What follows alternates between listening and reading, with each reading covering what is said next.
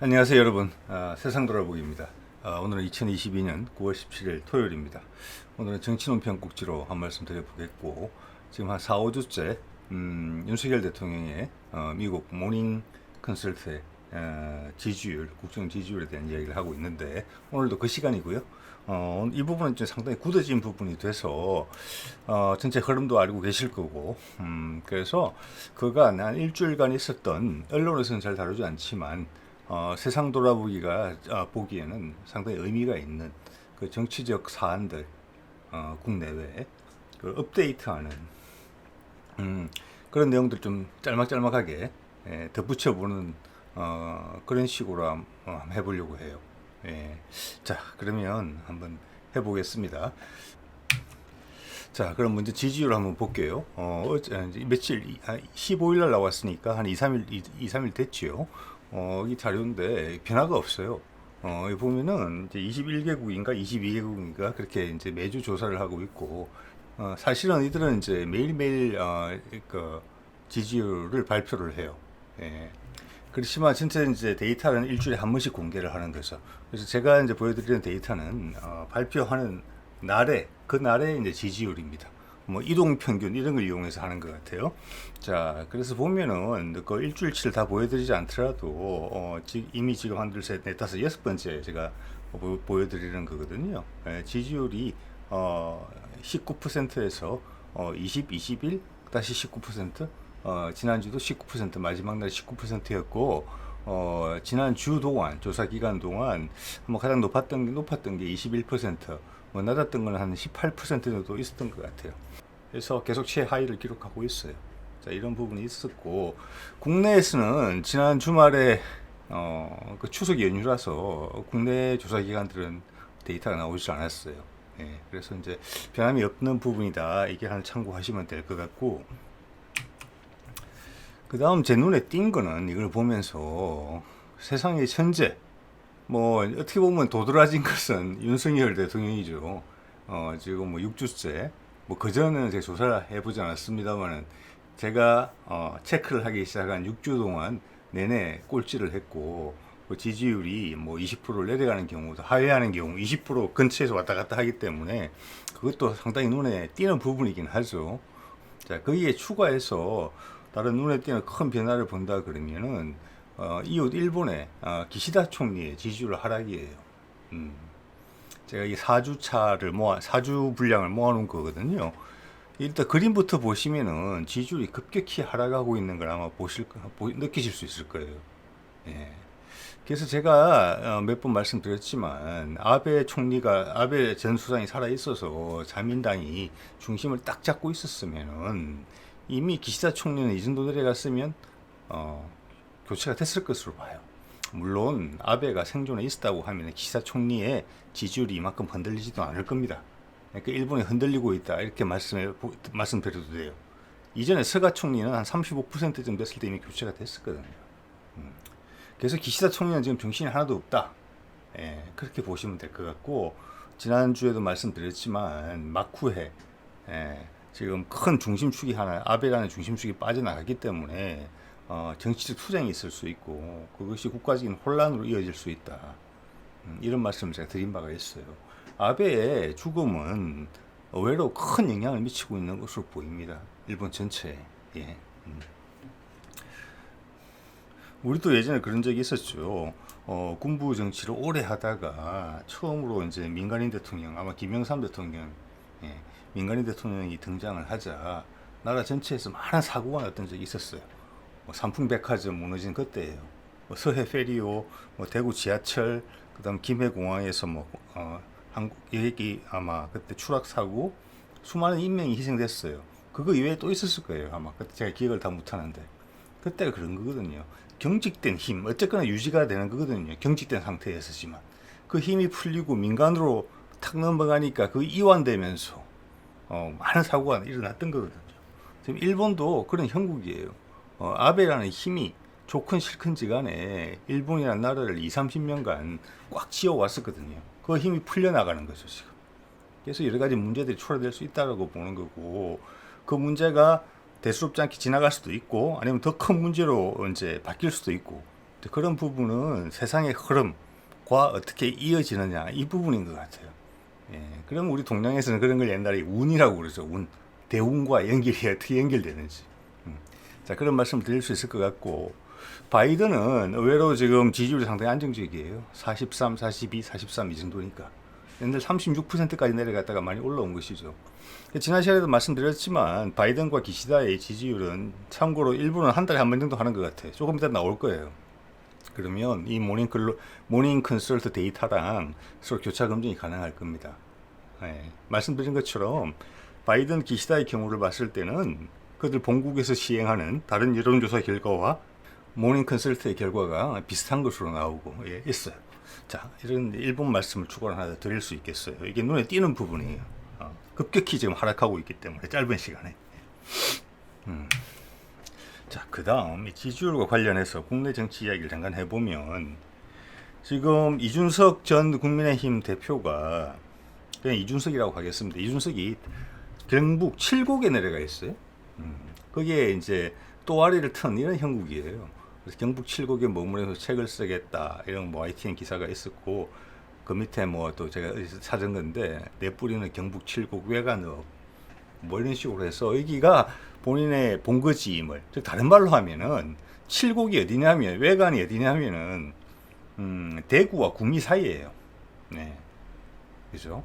그러니까 대구 아래쪽으로는 대구 있는 곳은 경북 뭐 그래요. 네, 그러니까 나도 경북 대구 사람이다 라고 주장하는 거거든요. 예전에 있던 연고를 찾아서. 근데 그가 어디서 태어났는지를 보면 고향은 아니에요. 고향이라는 소리는 안 하는 것 같아요. 제가 이게 나무 위키에서 찾은 건데 출생지가 서울 성동구 사근동이에요. 한양대학교 병원에서 태어났더라고요. 네, 그래서 자라나는 기간 동안도 뭐 서울 생활 좀 했더라고요. 그래서 이게 이제 칠곡의 연고는 어디서 나오는 거 하니 본관이 보면 경기도 광주 이씨거든요. 이 중에 한 자기 할아버지 땐가가 여기 칠곡에서 살았던 적이 있어요. 예. 그래서 이걸 선택한 거예요. 여러 가지 정치적인 고려가 반영이 된 것이죠, 분명히. 예. 그 점 짧게 이야기해 보려고 그래요. 그래서 제가 이런 제목을 뽑았어요. 무주공산 대구 경북. 자, 박근혜 대통령이 물러나고 윤석열 대통령이 됐지만 윤석열 대통령의 지지도, 충성도, 그 지역적인 충성도는 사실은 별로 없어요. 그래서 지금 뭐 얼마 전까지의 지지도 조사에서도 보면 대구 경북에서도 지지를 하지 않는 사람이 지지하는 사람보다 많은 거거든요. 전례 없던 일이에요, 사실은. 예. 그래서 윤석열 같은 경우에는 지지율이 빠지게 되면 기댈 데가 없는 상황이에요. 자, 그렇게 됐을 때는 이렇게 한번 생각해 보실 수 있어요. 전통적으로 대구 경북 지역, 지금 뭐 경남은 좀 많이 떨어져 나간 상황이죠. 경남과 부산은 색깔이 많이 달라진 건데, 대구 경북 같은 경우는 항상 본인들이 미는 어떤 본인들을 대변할 수 있는 정치인들이 있었고, 그 사람들을 지지해 왔죠. 그게 보면 박정희부터 시작해가지고 뭐 박근혜로 이어지는 뭐 그런 거죠. 예. 그래서 항상 본인들이 애착을 가지는 정치인이 있어 왔는데, 지금 윤석열 대통령이 들어오면서는 그게 더 이상 가능하지 않아진 것이고 지지율이 급격히 지금 몇 개월 사이에 무너진 거잖아요. 그거는 뭐 모닝 컨설트 데이터만 쭉 보셔도 느끼게 되고 하루하루가 다르게 언론에 비춰져서 아무리 신문들이 가운데서 이렇게 마사지를 해서 그리고 선별을 해서 기사를 올린다 하지만 저는 국민 대부분이 허탈감을 느낄 정도까지 됐잖아요. 자, 그 상황에서 대구 경북의 그 관심, 허전함을 달래줄 차세대 세력으로서 이 사진 속에 보이는 두 사람이 지금 경쟁을 한다고 봅니다. 예. 어떻게 보면 홍준표 현재 대구시장이죠. 이 사람 입장에서 뒤통수를 맞은 셈이에요. 어떻게 보면 이준석에. 왜냐하면 고향도 경남 창녕. 물론 대구 경북은 아니지만 창녕이면 뭐 차 타고 30분이면 대구 가는 거잖아요. 그러다 현 대구시장이고. 그리고 이전에 대통령 경선에도 나왔던 후보였고 모든 점에서 국민의힘이 즉 윤석열이 대구 경북의 지지를 잃을 때 그 자리를 그 지지율을 물려받을 수 있는 사람이에요. 네. 그런데 거기에 이준석이 등장을 하면서 칠곡 이 나의 뿌리 라면서 활동을 했죠. 그래서 어떤 정치적인 사안이 있을 때마다 제가 눈에 띈 게 이 사안을 여러분하고 한번 말씀을 나눴으면 좋겠다고 생각을 했던 부분은 뭐냐면은 정치적인 사안이 있을 때 다른 어떤 시장이나 지자체장보다도 홍준표의 언급이 항상 많이 따라 나왔었어요. 언론에서. 저는 그게 언론의 의도도 있지만 홍준표 스스로의 욕심도 있었다고 봐요. 지금 홍준표도 대구 경북 사람들의 마음을 온전히 온전히 자기 것으로 만들지 못한 상황에서 본인이 어떤 제스처를 하는 거죠. 구애를 하는 거죠. 어떤 사안이 있을 때마다. 그래서 내가 여기 있어요. 내가 이 지역에 후계자예요. 후계자로 삼아주세요. 이런 제스처를 계속 해왔거든요. 좀 지나치다 싶을 정도로 모든 정치적 중앙 정치 상황에 있어서 목소리를 냈어요. 저는 그 점에 대해서 사실 안 좋게 보고 있는 입장이었거든요. 그런 상황에 이준석이 나타나서 내가 이 뿌리요라고 한 거예요. 둘 다 같은 입장이에요. 그래서 처음에는 팽팽했어요. 네. 이준석은 참신하지만 대구 경북의 인연이 짧잖아요. 본인 할아버지 때가 여기 살았었다는 거니까 칠곡에. 그런데 이번에 그 법원의 판단이 있었죠. 국민의힘의 비상대책위 부분에 대해서. 그래서 법원이 이준석의 손을 들어주면서 홍준표는 이준석을 비난하고 판사를 비난하기까지 했죠. 예. 거기서 크게 일패를 당했다고 생각해요. 홍준표가. 예. 그래서 이준석은 정치를 오래 할 것이며 그의 작전은 뚜렷이 나타나 있는 것 같아요. 예. 윤석열로부터 떠나갔던 대구 경북의 표심을 자기가 받겠다라는 깔때기를 제대로 넣은 것 같아요. 그리고 이번에 두 번째 비대위에 대해서 재판부가 어떤 결정을 할지 모르지만 첫 번째 깔때기만 해도 충분히 홍준표를 눌렀다. 예. 홍준표가 여기서 쉽게 회복할 수 있을까? 이런 생각까지 살짝 드는 것이거든요. 예. 자, 그 다음은 이 주제에 대해서 이야기를 좀 드려보고 싶어요. 지금 영국 여왕이 이제 세상을 떠나서 그 장례식, 그 다음 유엔 총회 뭐 발표, 그 다음 캐나다 순방 이런 게 지금 이어지고 있죠. 그래서 뭐 말들이 많죠. 뭐 굳이 갈 필요가 있냐 이런 말까지 나오는데 거기에 이제 김건희가 동행하는 것으로 돼 있어요. 자, 지금 사진은 나토 순방할 때의 모습인데 이 점에 대해서 저는 여러 가지 생각을 하게 돼요. 예, 여러 가지 생각을 하게 되고 이제는 3, 4개월 지났기 때문에 조금 더 명확해지는 부분이 있어서 그 점에 대해서 여러분하고 한번 공유를 해볼까 해요. 물론 저 개인적인 이제 생각이죠. 천공이 이런 이야기를 했어요. 이게 이제 6월 20일 날 한 이야기인데 많은 걸 시사해요. 저는 이거 보면서 많은 생각이 들거든요. 천공이 하는 말이 영부인이 바빠져야지 국익에 엄청난 길이 열린다. 정치는 영부인이 하는 것. 이런 말을 했어요. 어떻게 봤을 때는 상당히 무모한 발언이고 당시 6월 달이었잖아요. 근데 이제 4달이나 됐잖아요. 네. 그래서 윤석열 대통령의 정치력이 상당히 한계를 드러냈으며 그 밑에 대통령실 사람은 물론이고 내각을 구성하는 장관들도 역량이 많이 부족하다. 역량이 부족한 것에 더해서 전체적으로 힘을 합치는 모습도 보이지 않는다. 그냥 해바라기 같다. 누구의 입을 쳐다만 보는 것 같다. 근데 그 누구의 입이 윤석열 대통령의 입이 아닌 것 같다. 이런 생각이 이제 들기 시작하는 것이죠. 이 나라가 과연 누구한테 통치를 받고 있는가. 예. 그래서 이미 국민들과 대통령실이 이미 기름과 물이 됐다. 이런 생각이 강하게 드는 것이죠. 그래서 천공의 이 이야기는 2개월 전, 3개월 정도 지난 지금 시점에서 되돌아보면 우리나라는 김건희가 통치하는 것이다. 김건희 말을 잘 듣는 게 우리나라에 더 유리하다. 이렇게 해석될 수도 있는 부분이에요.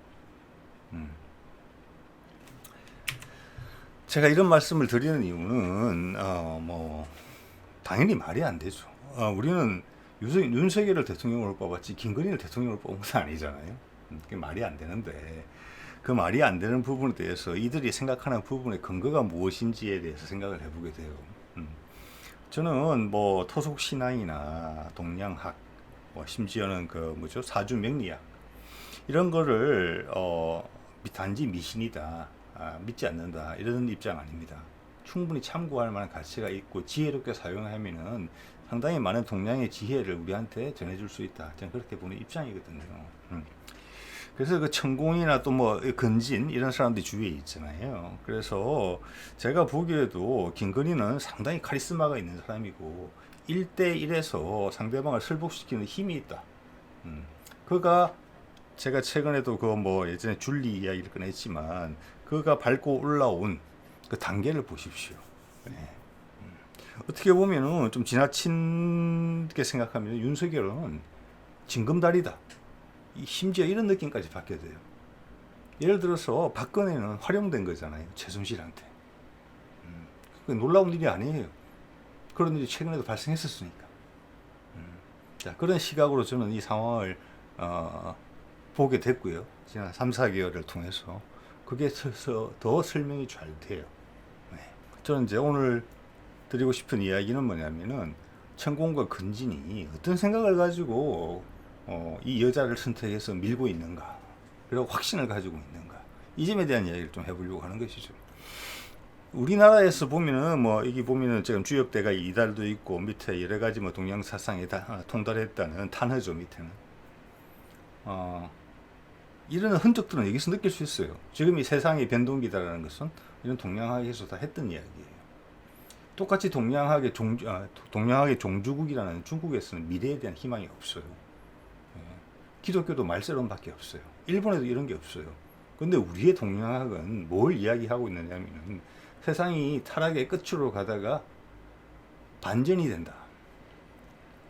그리고 그 반전이 일어난 후에 후반전에서는, 세상의 후반전에서는 우리가 큰 역할을 하게 된다. 그런 흐름이다라는 것을 이야기해 오고 있던 거예요. 동양학에서는.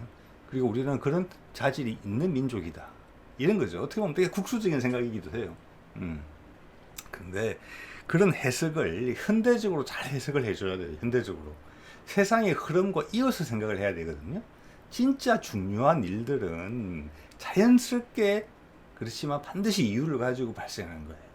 인위적으로 누구한테 점괘 주듯이 그렇게 세상은 되지 않았습니다. 수천 년, 수만 년 지난 다음에 한자로 이 시기를 설명을 해야 되는 경우에는 그렇게 설명할 수는 있어요. 그렇지만 지금 당장 그 현실 속에서 살아내야 되는 우리들은 그런 점괘식으로 세상을 해석해서는 안 돼요. 그래서 그런 점들이 안 맞는 겁니다. 그리고 훨씬 깊이가 있는 것을 수천 년, 수만 년 뒤에 정리할 때 쓰는 말이에요. 그래서 그게 다 바로 나다. 바로 너야. 네가 이 일을 해. 그건 아닙니다. 세상, 자연은 그렇게 단순하지 않아요. 모든 게 원리와 법칙이 있지만 그 법칙이 작동하는 것은 훨씬 복잡해요. 천공과 근지는 그 단순화의 오류를 범하고 있고 본인들이 그 적자다. 가끔 보면은 교회에서 그런 사람들 있죠. 내가 부활한 사람이다. 부활한 예수다라고. 그렇게 말하는 것과 비슷해요. 우리 깊이 있는 동양학을 어떻게 보면 되게 천박한 학문으로 만들고 있는 거예요. 본인들은 그렇게 생각 안 하겠지만. 자, 그 내용이 뭐냐? 뭐 저도 뭐 당연히 깊이 있게는 모르죠. 그냥 교양 삼아 책 한두 권 읽은 것밖에 없습니다. 제가 이야기의 선우천론은 우리 오직 한국에만 있어요. 중국에도 없고 일본에도 없고. 네. 그래서 선천에서 후천으로 넘어가면 가장 큰 게 그거죠. 우리 태극에 있는 것처럼 양과 음의 조화가 맞는다. 그래서 지금 불균형이다. 그래서 훨씬 균형 잡힌 세상이 된다. 자, 그거를 해석하기에 따라서 여자가 득세한다. 이렇게 해석할 수도 있어요. 여자의 힘이 세진다. 그래서 박근혜라는 여자 대통령이 나왔다.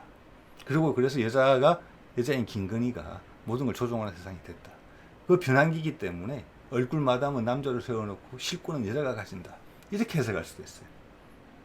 그렇지. 그 과정에서 우리가 세상이 바뀌는 신호다, 그게. 우리가 그 중심에 있다. 우리가 그걸 보여주고 있다. 이렇게 생각할 수 있는 여지가 있어요. 근데 제 생각은 좀 달라요. 그거는 너무 만화책적으로 해석한 거예요.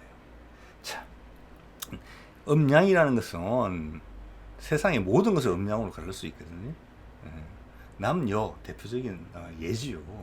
그렇지만 또 대표적인 예는 뭔지 아십니까?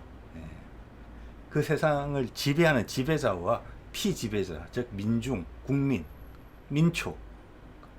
그 비유에 있어서는 예를 그냥 논의를 편하게 예전으로 이야기를 할게요. 예전식으로.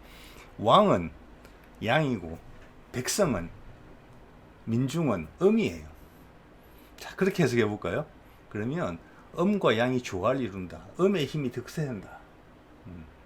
그럼 이걸 요즘 세상에서 어떻게 해야 되겠습니까? 풀뿌리 민주주의다. 예전에는 왕이 돈도 독점하고 권력도 힘도 독점하죠. 세금도 걷어가죠. 그리고 정부도 독점하죠. 그가 왕이 누렸던 양이 누렸던 그 모든 권한, 그의 힘은 거기서 나오는 거거든. 그것들이 민초들한테로 갈라진다. 즉 민초들의 목소리가 더 세지는 세상이 된다. 즉 이 말은 우리가 이 세상 누구도 완벽하게 이루지 못한 더 한 단계 더 높은 민주주의를 의미할 따름이에요. 거기서 남녀 평등이 생기면 남녀가 더 평등해야 되겠죠, 당연히. 그러면 여자가 대통령이 나올 수 있고 리더도 대통령이 나올 수 있어요. 그렇지만 선거에 의해서 뽑혀야 되겠죠. 지금처럼 이런 방식의 통치는 아닌 거죠. 그래서 너무 단순화시키고 만화책적으로 해석했다고 보는 거예요.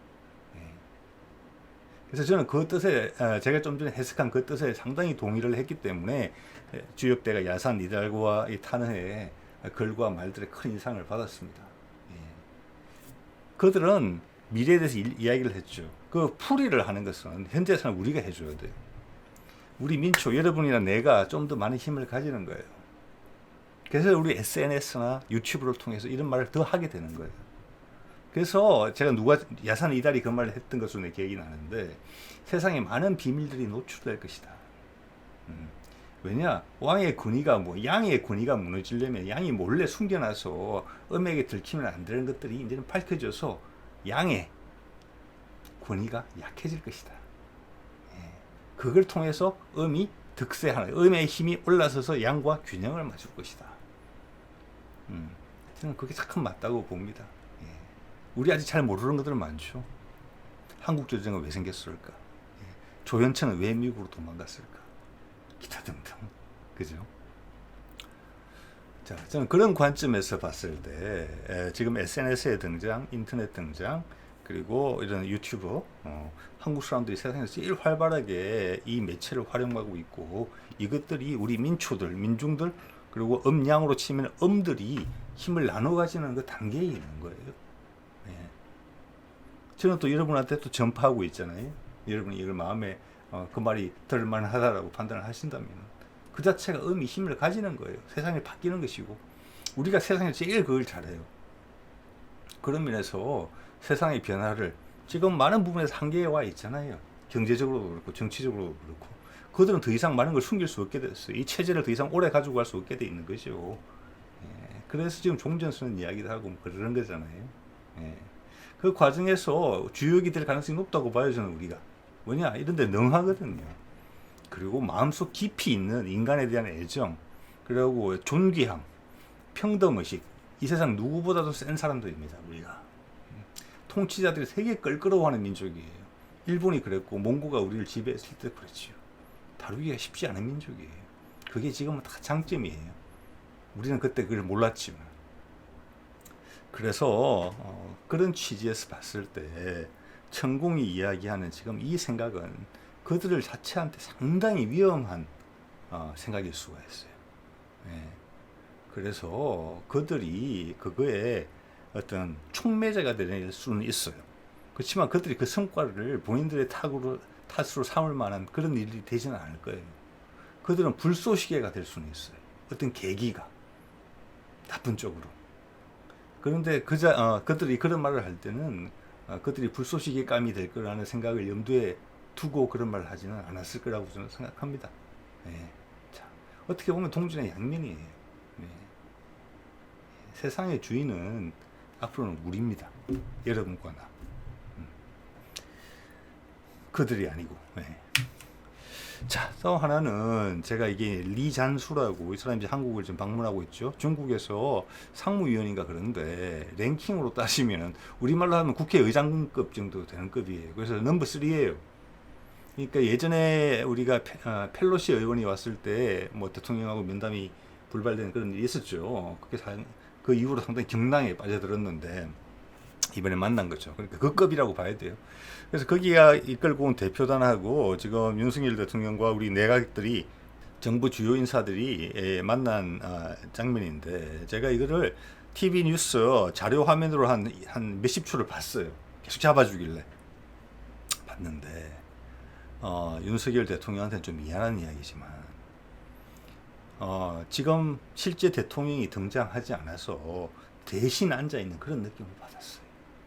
예. 저기는 국회의장이고 우리는 대통령이잖아요. 리 잔수를 압도하는 분위기가 느껴지지 않아요. 네. 자, 이런 것이 오늘 쭉 나온 이야기하고 맥이 같다고 봅니다. 예. 그리고 우리 장관이나 장관급들 앉아 있잖아요. 자신이 없어요, 자신. 뭔가를 되게 캥겨하는 분위기가 있어요. 물론 우리가 외교적 실수를 했다고 봐요. 펠로시 오고 했을 때 우리가 중국을 좀 찝쩍거린 게 있어요.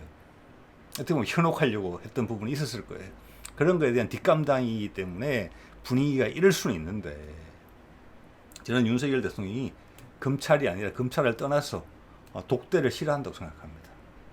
특히 정치적으로 뭔가를 겨뤄야 되거나 협상을 해야 돼서 주고받아야 되는 대화에 자신감을 보인 적은 없다고 봅니다. 이때도 똑같은 느낌을 받았어요. 되게 불편한 자리에 앉아 있는 것 같고 예를 들어서 이런 거예요. 어떤 꼬맹이들한테 대통령도 모르는 꼬맹이들한테 쭉 보여주고 이 사진을 누가 대통령인지 골라봐라. 고르기 어려울 거라고 봅니다. 그런 취지의 이야기입니다. 자, 오늘 이야기하고 쭉 맥락이 비슷하리라고 봐요. 여기도 통준의 양면이에요. 네. 자, 그다음 몽골 이야기를 해볼게요. 이게 저기 몽골 이야기를 제가 쭉 몇 번 들어왔는데 끝에 동영상 하나 걸어 놓을 테니까 몽골 이야기 궁금하신 분들은 그걸 좀 보셔야 될 것 같아요. 9월 12일 날 EBRD 대표단이 몽골을 방문해서 몽골 아마 재무부 장관이나 우리말로 치자면 기재부 장관하고 면담을 하는 건데 이게 한 목표는 이 사람들이 방문한 목표는 뭐냐면은 9월 말에 EBRD에 이사회단이 많이 몽골을 방문할 거라는 거예요. 그래서 9월 말이라는 날짜가 상당히 인상적으로 다가온다는 거죠. 그걸 사전 조율하기 위해서 이 미팅을 한 이유가 있는 거예요. EBRD는 뭐냐면 유럽 재건 개발 은행이에요. 제가 그 홈페이지를 가봤더니 이 은행의 목적은 투자를 통해서 민주 경제를 만드는 거예요. 즉 유럽하고 소통이 될 수 있는, 유럽하고 거래를 할 수 있는, 유럽과 경제 체계가 비슷하고 유럽과 소통할 수 있는 서로 덕이 되는 새로운 경제를 만드는데 필요한 투자를 하는 은행이에요. 밑에 있는 그림이 뭐냐면 카자흐스탄에 이미 30년 정도 투자를 해서 여러 가지 성과를 봤다 이 이야기예요. 그래서 이 은행의 이사단 전체인지는 모르겠지만 상당히 많은 사람들이 이사회에 이달 말에 몽골을 방문한다는 거죠.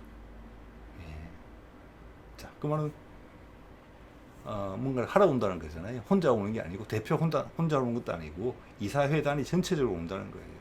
여러 가지 중요한 의미로 해석이 될 수 있어요. 자, 이걸 해보면 제가 이전 영상에서 썼던 슬라이드인데 몸값이 급상승하는 몽골이라고 제가 표현을 해놨잖아요. 여기 보면 쭉 8월 이후에 있었던 중요한 미팅이에요. 이게 전부 다. 쭉 있죠. 우리 한국 박진 장관도 있고 여러 번 있고 인도 국방장관 지금 사진 속에 있는 인도 국방장관입니다. 러시아 철도 협력, 원유 안전 공급 러시아. 그 다음 9월 12일 날 EBRD. 그래서 제가 좀 과감하지만 9월 말이나 10월 초일 가능성이 많다고 보죠. 그때 미국 항공모함이 우리나라 부산에 와서 일주일 동안 머무는 기간이니까. 그 기간 중에 몽골 같은 곳에서 왜냐하면 우리 박진 장관이 그 길 갔으니까 한국, 미국, 북한이 하는 3자 정상회담이 몽골에서 벌어질 가능성이 높다. 그리고 그게 이런 쭉 준비 작업을 봤을 때는 미팅만 하는 정도가 아니라 옛날 베트남이나 싱가포르에서 그게 아니라 몽골 자체가 새로운 축으로 편입이 된다. 유럽, 러시아, 동아시아를 잇는 그리고 그게 미국과 손을 맺게 된다. 중국은 어느 정도 고립되게 된다. 자, 이런 거에 이런 생각을 이제 말씀을 드렸었는데 거기에 대해서 자, 그 방향으로 진행될 가능성이 높아 보인다를 손을 한 번 더 들어줄 만한 사례라고 말씀드릴 수 있을 것 같습니다. 자, 그래서 제가 지난 이제 영상에서 드렸었어요. 지금 상하이 협력체 관련된 미팅이 중앙아시아에서 벌어지고 있잖아요. 그래서 거기에 푸틴과 시진핑이 이제 만날 것으로 예상이 됐고 실제 만났어요. 제가 이미 이 미팅에 대해서는 푸틴은 이미 여러 가지 결정을 했고 또 몽골에서 보여준 그런 부분들을 봤을 때 이 미팅이 시진핑과는 조금 불편한 미팅이 될 것 같다. 예. 이미 푸틴은 결정을 여러 개 내린 거거든요. 9월 말 10월 초에 만약 북한과 미국과 우리가 정상회담을 해서 종전선언으로 간다고 하면 이미 그런 제반에 대한 합의가 됐을 거라고 봐야 되는 거거든요. 자, 그렇기 때문에 불편할 것이라고 봤는데 역시나 좀 불편했다는 내용들이 나와요. 보면은 우크라이나 전에 대해서 온도차가 있었다. 시진핑은 러시아 방문하는 초청을 거절했다. 수가 껄끄러웠어요. 원자가 껄끄러울 수밖에 없는 이유가 있는 것이죠.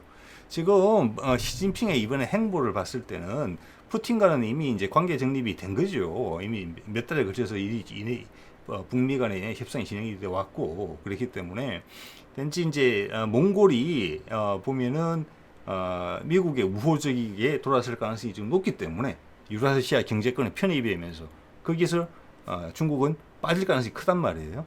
그래서 다른 중앙아시아 각국들을 지금 섭외하려는 그런 모양새가 강하게 느껴져요. 예. 어차피 두 사람은 크게 나눌 만은 없었어요. 네. 이런 말씀을 드릴 수가 한 번 더 이것도 재차 어느 정도 예상과는 맞았기 때문에 이 방향으로 가는 모양이다. 9월 말에 특히 10월 초에. 네. 이게 제가 어저께 이제 올린 영상인데 종전선언 전반에 대해서 쭉 정리를 한 부분이니까 이 몽골권에 관심이 계신 분들은 이 영상을 한번 보시면 될 것 같습니다. 자, 오늘은 이 정도 하겠습니다. 네.